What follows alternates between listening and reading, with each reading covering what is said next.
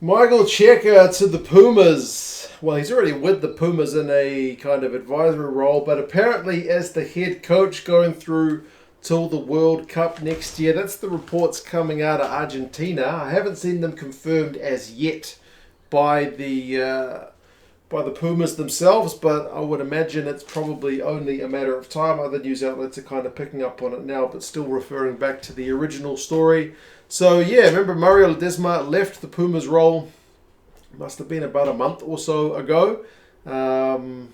I think probably rightly so, because the team was not on the right track. And it's given this year and a bit of next year for somebody to step in and take the reins of the Pumas. Apparently that man is going to be Michael Cheika. So we'll go through some of his kind of recent history, and you guys can let me know your thoughts on whether it's a good appointment or not. Felipe Contepomi, who's currently with Leinster as I think the attack coach, is apparently linked in to be his assistant with a mind to taking over the job after 2023, after the World Cup. So that's seems to be, according to the article, the kind of long-term planning there. So Cheika similarly filling in a role that he did with the Wallabies. Remember when Ewan McKenzie left in a sudden resignation back in 2014, Cheika had to step in and get the team turned around for the World Cup in a pretty short space of time. And you would have to say, in that regard, he actually did it pretty well. I think the first few games he took over, he had virtually no prep time, if my memory serves, which it maybe doesn't.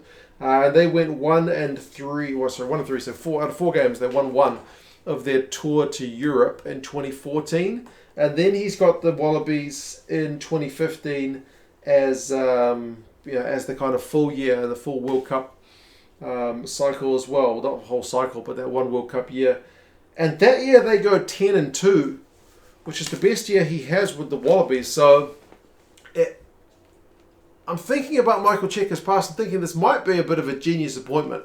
I got to admit, when I first heard it was Cheik's, I wasn't that kind of thrilled that he's the right man for the job, because I think, based on what we saw him with the Wallabies, it seemed like technically the game had kind of left him behind a little bit, at least at the Rugby World Cup. Like his refusal to adapt failing tactics to other teams didn't seem to be doing his team any favours, and they got duly knocked out in the quarterfinals.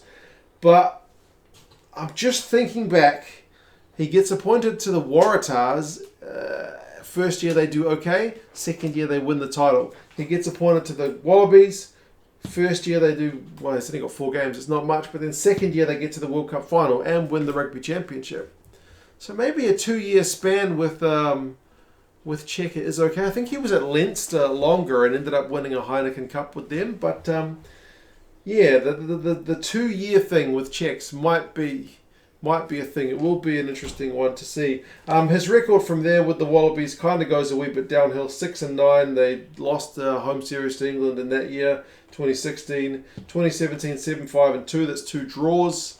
So it's still a positive record, or I guess you can say it's a 50-50 record in terms of wins and not wins. 4-9 and then 6-4. 6-4 is a positive record, but still going out in a World Cup quarterfinal was pretty poor. So with the Wallabies, he does get them to a World Cup final, and he does win a rugby championship in an abridged year. But kind of like what happened with Ledesma, the initial success tapered off over time, which is what happened with the Wallabies. But if he's only in the contract until 2023, all we need from him is to get them up, and then he's going to be out the door anyway. So yeah, it's an interesting one. I don't think he speaks Spanish, but that shouldn't be an issue for him, because I know a lot of the players speak English. A lot of the players are based in the Premiership, and they'll have guys like a translator or something helping him out. But yeah, he's already pretty familiar with the Pumas from being an assistant with them. He's had international coaching experience, which has been a bit of a mixed bag. He's had success with Leinster. He's had success with the Waratahs. I'm not going to write him off. And the Pumas have not been playing good rugby. So I choose to believe it's going to be a positive step in the right direction.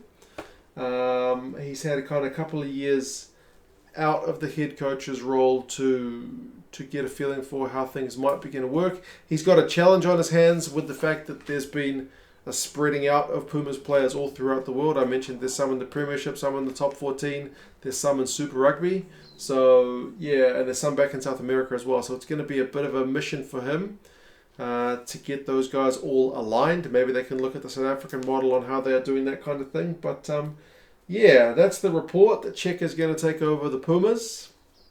You guys will have to let me know your thoughts. I would imagine Montoya stays as captain. He seems to like forwards as captain. It was Stephen Moore, and then it was Michael Hooper when it was the Wallabies. I think Michael Hooper was his captain at the Tars, or I think O'Driscoll might have been his captain when he was at Leinster. Maybe Leo Cullen. I'm not sure. That's a bit too far back for me. But yeah, I think he prefers a forward as his captain, and Montoya's the incumbent captain, and he's probably been their best player in 2021. So I wouldn't be surprised him to keep Montoya there in that role. But yeah, it'll be interesting to see how they go. I'm hoping for something a bit different, because we've seen far too little of the absolute game-breaking players that are in that Argentinian squad. If you've been watching some teams like Edinburgh at all in the URC, guys like Boffelli and Mojano have just been absolutely lightning. Some of the other guys in the other teams as well. London Irish has got a bunch of Argentinian guys doing really well at the moment in the Premiership, so he's got a talented squad, and we do need to see more from them. But anyway, we'll wait to see when it gets confirmed, but assuming it does, let me know what your thoughts are, guys, and yeah, I'll talk to you guys again soon. See you later.